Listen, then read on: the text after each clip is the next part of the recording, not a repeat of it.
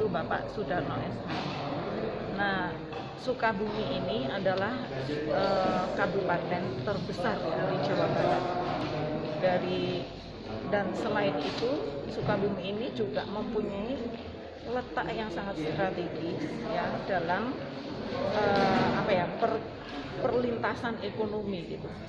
Beda misalnya lokasinya dengan Banjar yang di sana dan di Sukabumi ini sendiri juga sudah mempunyai kemampuan untuk berkembang secara ekonomi karena sudah menjadi daerah industri, ya kan.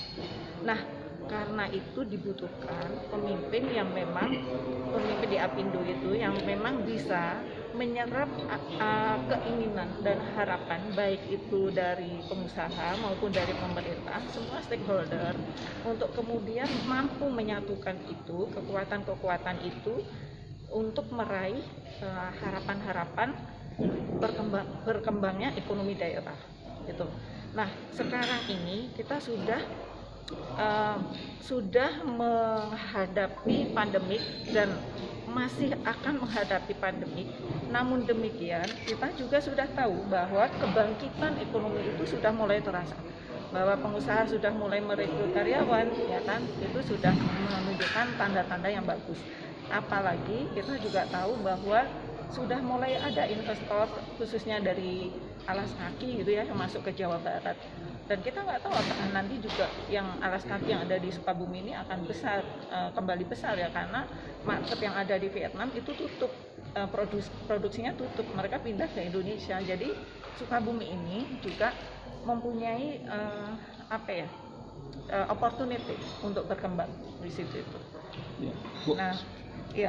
Ya, capaian yang saat ini yang belum tercapai apa, Bu, dari Apindo sendiri, Bu? Yang belum tercapai yang jelas kita masih harus meningkatkan hubungan baik di LKS tripartit, ya kan? Itu harus, bahwa masing-masing pihak harus melakukan sinergi yang lebih bagus sehingga para investor yang belum menginvestasikan di Sukabumi itu juga bakal melihat berita-berita, melihat kabar-kabar bahwa di Sukabumi itu sangat kondusif untuk melakukan investasi. Contohnya seperti itu. Ya, program saat ini sudah berapa persen yang sudah dilaksanakan dari Apindo sendiri, Bu?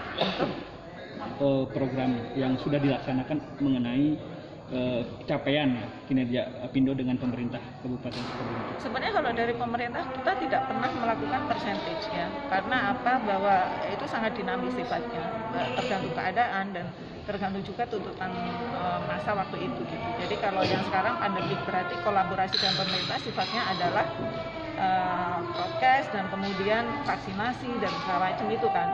Ya, begitu itu nanti memasuki masa pengupahan, berarti kolaborasi dengan pemerintah juga menyangkut ke pengupahan. Jadi seperti itu. Jadi berapa persen itu tercapai itu nggak bisa dihitung dengan persen, karena itu selalu dinamis sifatnya. Ya, pesan untuk ketua yang baru saat ini.